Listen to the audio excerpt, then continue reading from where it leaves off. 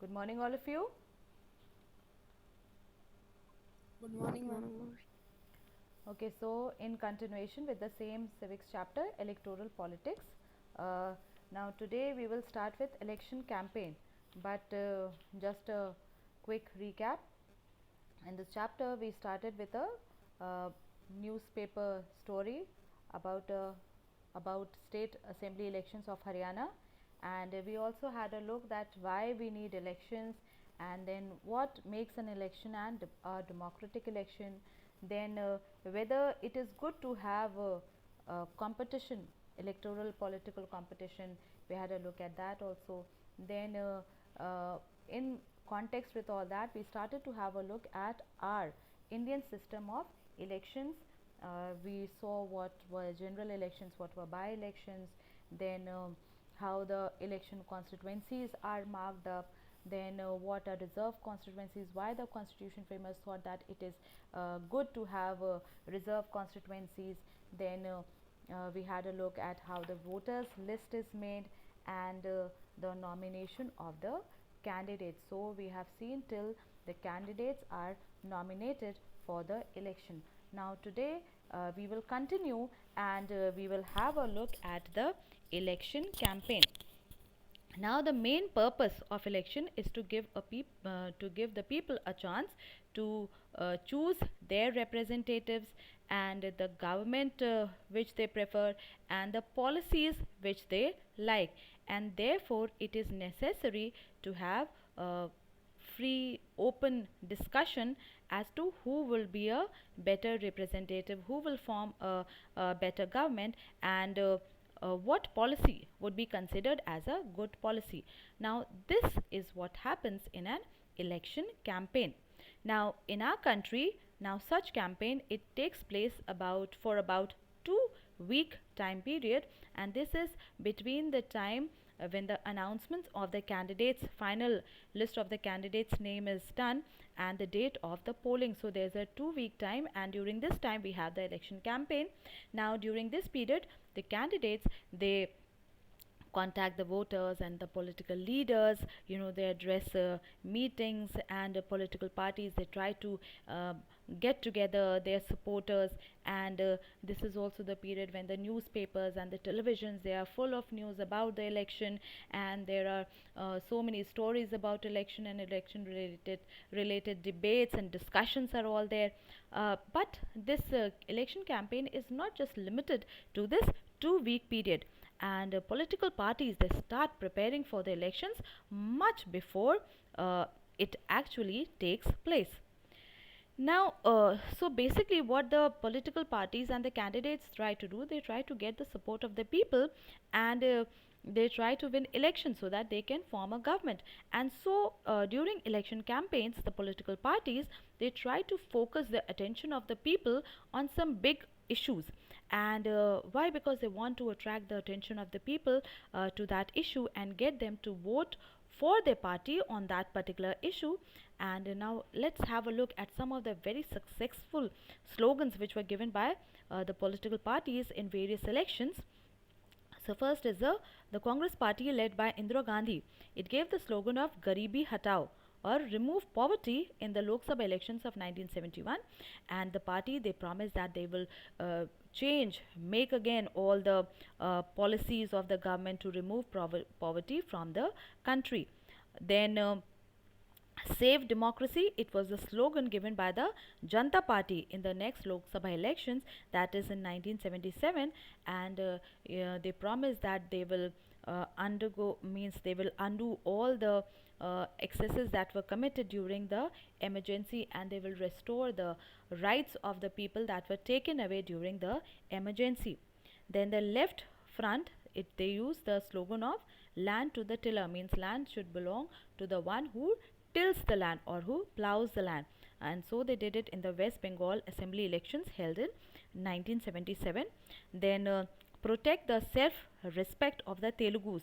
It was the slogan used by N.T. Ramarao, who was the leader of the Telugu Desam party in Andhra Pradesh assembly elections in 1983. So now in an election campaign, and the party members, the candidates, and the top party leaders, they try to get in contact with the voters and persuade them to vote for them, tell them that why their policies are better and all this. And so in a democracy, it is better to leave the political parties and the candidates free to conduct the election campaign as they want it.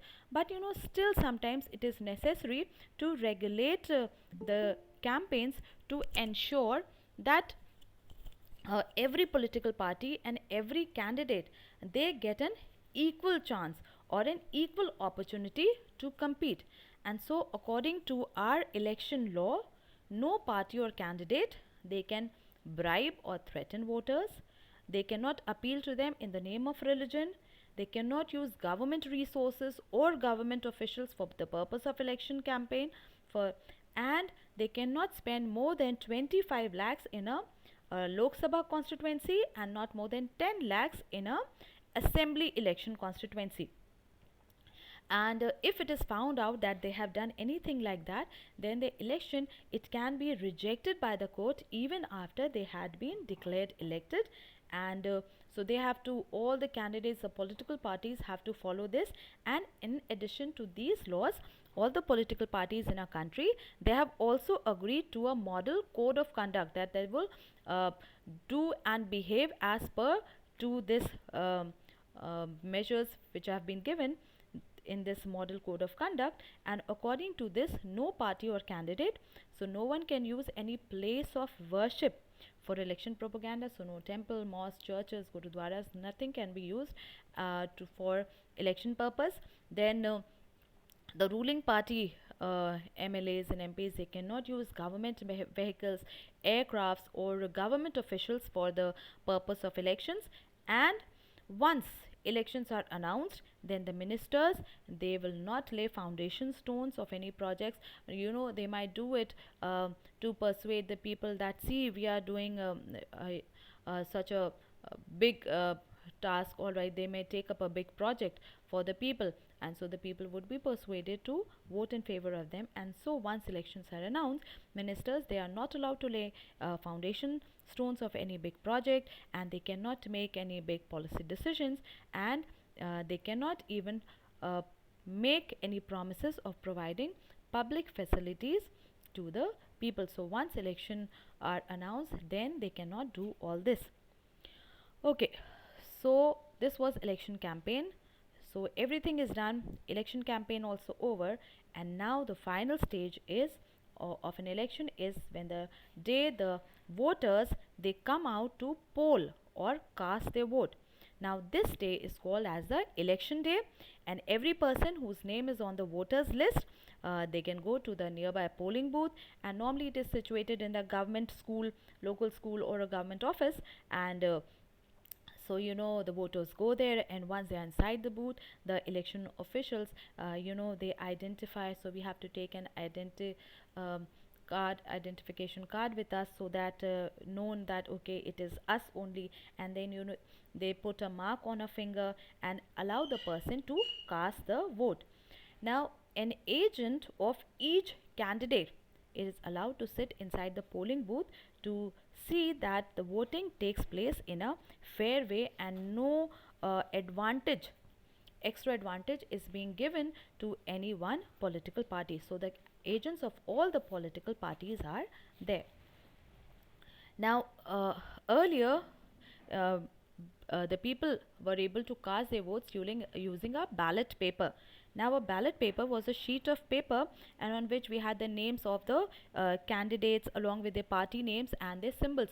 So a person simply have to put a stamp on the name of the person whom they wanted to give vote to. But nowadays we use the EVMs, or the electronic voting machines, and the machine also, they show the names of the candidates and their party symbols, and we can press on the name of the person whom we want to give vote. Now the independent candidates, they too have their own symbols, which is given to them by the election commission, and all the voter has to do is to press against the name of the candidate that they want to give vote. Now once the polling is over, all the EVMs, they are sealed and taken to a secure place, and after a few days on a fixed date, all the EVMs from the constituencies, they are opened, and all the votes secured by each candidate which have who have contested from that particular constituency, they are counted. Now the agents of all the candidates which have contested the elections, they are present there to ensure that the counting takes place properly, and no dirty tricks there. Now the candidates who secures the highest number of votes from a constituency, that person is declared elected. And now when we have general elections, so usually the counting it takes place at the same time on the same day throughout the country, and the television channels and radios and newspapers, they all talk about this, report this event, and within a few hours of counting, all the results are declared, and it becomes clear as to who will form the new government. Okay, so election is done and election result is also declared. But many times after the election takes place and results are declared, we get to know about some unfair practices that have taken place in elections, and newspapers and televisions, they sometimes report about certain things, and now most of these reports of or allegations are about that there were inclusion of false name in the voters list, means the names of the people who do not exist, their names are there, and some of the genuine names, people who are there, their names do not find, they are not able to find their names in the voters list. Then it also comes to notice that the government facilities and the government officials, they are used by the ruling party, and this is not allowed, so this also comes to be known later on. Then it comes to know that the richer candidates and all, they have used lots and lots of money uh, so that they can appease the voters. And then the intimidation of voters and rigging on the polling day. Intimidation, they try to scare the voters, and they try to do malpractices on the polling day, that at the last moment the polling booth is changed from one place to another. So as a result, many people, they are not able to find the new booth, and uh, so what happens, in place of genuine people, fake people can come and poll votes in their place. And sometimes the voters are threatened also that they have to give vote to a particular political party also. So now many of these reports which we hear after the elections, they are correct also, and we are not very happy about it, we feel sad.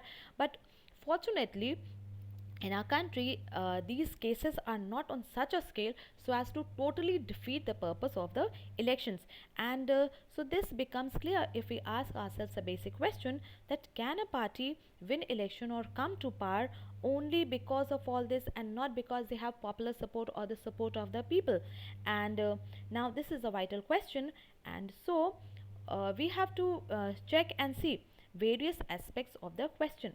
Now, one simple way to check whether elections are fair or not, or is to look at who conducts the election. Now, let us check which body conducts the election, and is this body independent of the government, or can the government or the ruling party influence or pressurize this body? And do this body which conducts the election, do they have enough powers to be able to conduct free and fair elections? And if they have powers, do they really use these powers? Now the answer to all these questions is quite positive for our country, and in our country elections are conducted by an independent and very powerful body which is called as the election commission. And election commission enjoys the same kind of independence that the judiciary has in our country. And the chief election commissioner, he is appointed by the president of India, but once he is appointed, the chief election commissioner is not answerable to the president or even to the government. And even if the ruling party or the government, they do not like what the election commission does, now it is virtually impossible for them to remove the chief election commissioner from his place.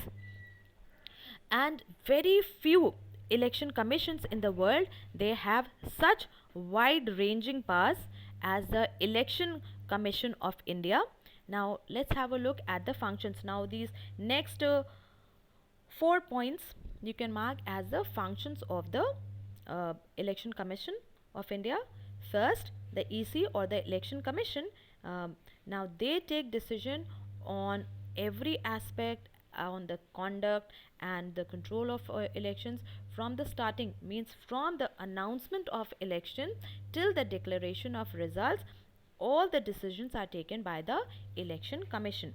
Then the election commission, they also implement the code of conduct, and they punish any candidate or any party that violates the code of conduct.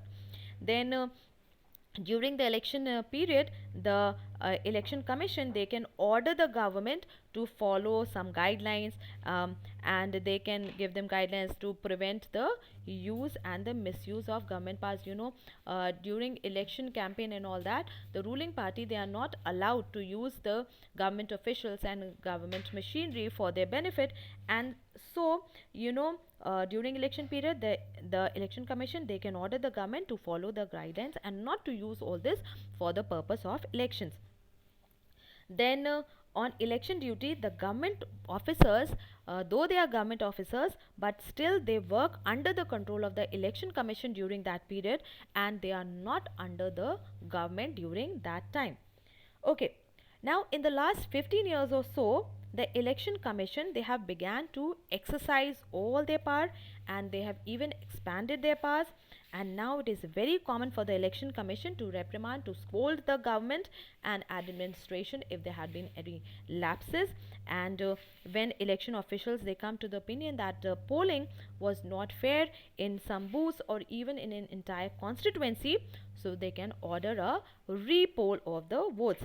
And the ruling parties, often they do not like what the election commission does, but they still have to obey them. And now this would not have happened if the election commission was not independent and a powerful body. Okay, now this comes to another topic here, that popular participation. And another way to check that what is the quality of election process in our country is to see that whether the people really participate in it with enthusiasm or not. And now if the election process is not free and fair, then the people will no longer want to participate in it, knowing that it is all rigged and it is not fair. So people will obviously not be interested and very enthusiastic about it.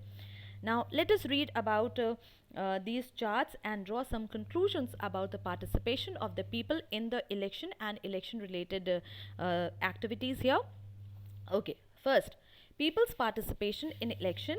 Now it is usually measured by the voters turnout, means how many voters have really, from the voting list, how many voters have really come out to poll their votes.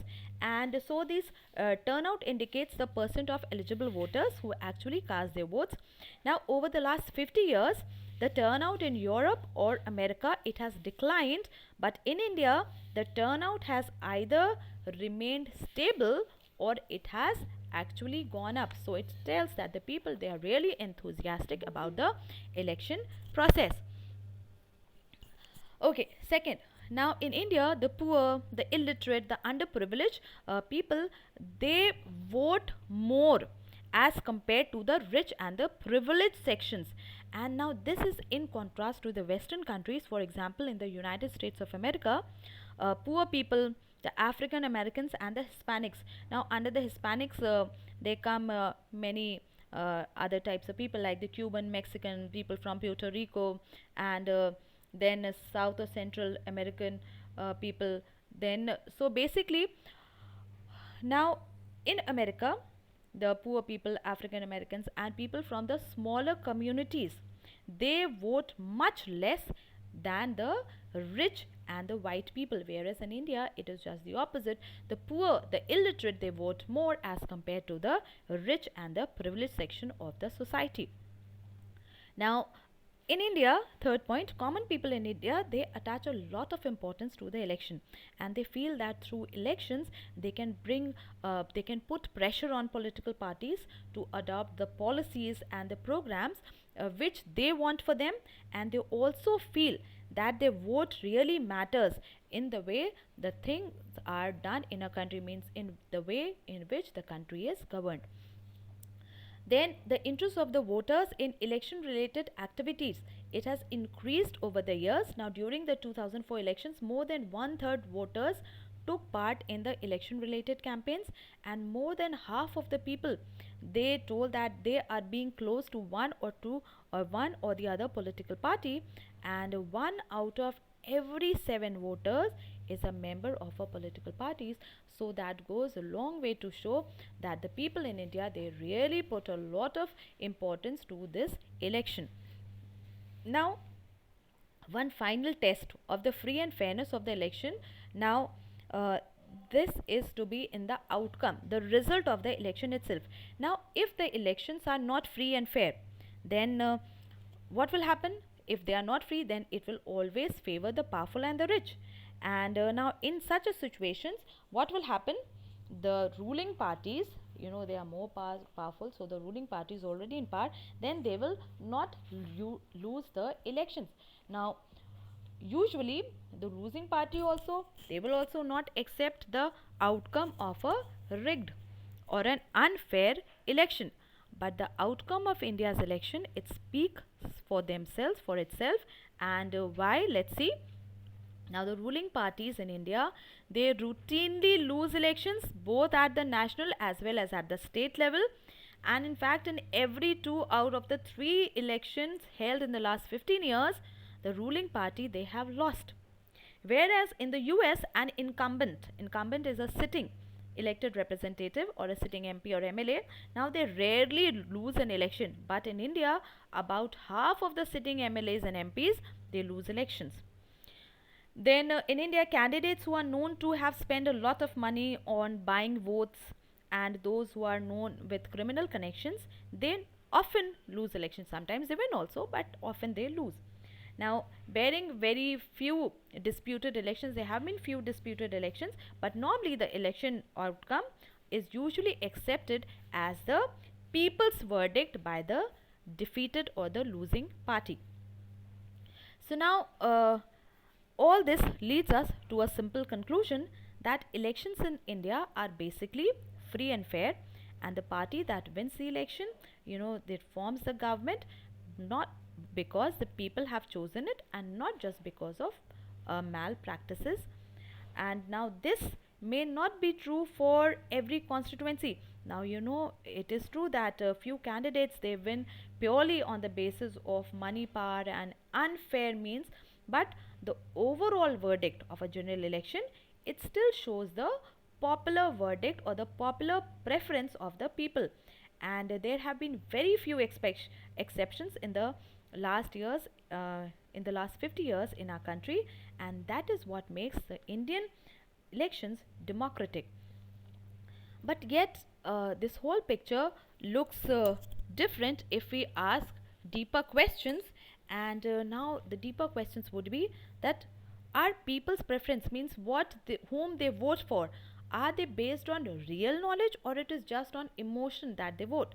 Then, are the voters getting a real choice, means the parties that are there for election, are they giving a real choice to the voters? Are they really different enough that voters can choose from them? Now, is election really a level playing field for everyone? Is the election a really equal playing field for all, means everyone, whether it comes from a big party or an independent candidate, is it same for all? And can an ordinary citizen hope to win elections? Now, questions of these kind, they bring us to many limitations and challenges of Indian elections to our attention. And so, to conclude, let us have a look at some of the challenges or the limitations that Indian elections face. Now, first, it is known that candidates and parties with a lot of money, now they may not be sure of winning the election, but they do enjoy a big and unfair advantage over the smaller parties and the independent candidates. Then, in some parts of the country, candidates with criminal connection, now they have been able to push out the real proper, those who really deserved to be there in the electoral race. And so many times these criminals, people with a criminal background, they are able to bag a ticket from the major parties instead of the candidates who really deserve to get a ticket. Then some families, they tend to dominate political parties, and so tickets are usually distributed to the relatives of or people belonging to a particular family. Then one more limitation is that very often the elections they offer very little choice in real matters to ordinary citizens, because both the parties or all the major political parties, they are quite similar to each other, and in practice also and in policies also. So in real sense there is not much uh, choice available or real choice available to the people. There is choice in a way that there are so many political parties and independent candidates you can vote for, but then in real sense they are not much different from each other. So in real sense we can say that there is no real choice available to the people. Then the smaller parties and independent candidates, they suffer a huge disadvantage as compared to the bigger parties. Now these challenges or limitations do not exist just in India but also in many established democracies throughout the world, and these deeper issues are a matter of concern for those who really believe in the process of democracy, and that is why citizens, social activists, and organizations, they have been demanding change in our electoral system. All right, and that was it, and a system of election, and what makes our Indian elections democratic, and what are the challenges and the limitations that we face. Alright, so is it clear to all of you? Any confusion anywhere? Class 9th? Please re-explain. Ma'am, please re-explain first and fourth point. In under limitations. Ma'am, challenges to free and fair elections. Okay, first and fourth point. Yes, ma'am. Beta, first and fourth point, people, candidates who come from big political parties, like you can say for example Congress, BJP, and all. Now, then these and candidates which are known to have a lot of money. Now they may not be sure. No, obviously it is not sure that they will get elected, but still people know about these parties and the money that they spend during elections. Now because of that they might have more chances to win elections as compared to people who come from smaller parties and independent candidates, because these independent candidates, they don't have the support of the party symbol, the big party symbol, the big parties, as these other candidates coming from the bigger parties have.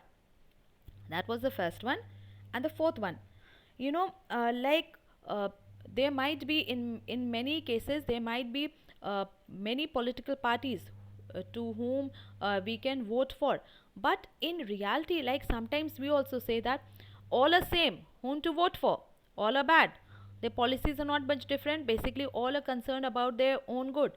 So basically what it means is that though there are many political parties, but real choice is not there for the people, means the difference among the political parties is not so much that you can really vote for a political party. So that is what they're saying, that very often the elections, they offer very little real choice to the voters. Anything else? Thank you, ma'am. All right, so that would be all for today, and when we meet tomorrow we will do the question answers. All right. Okay, ma'am. Thank you, ma'am. Okay, ma'am.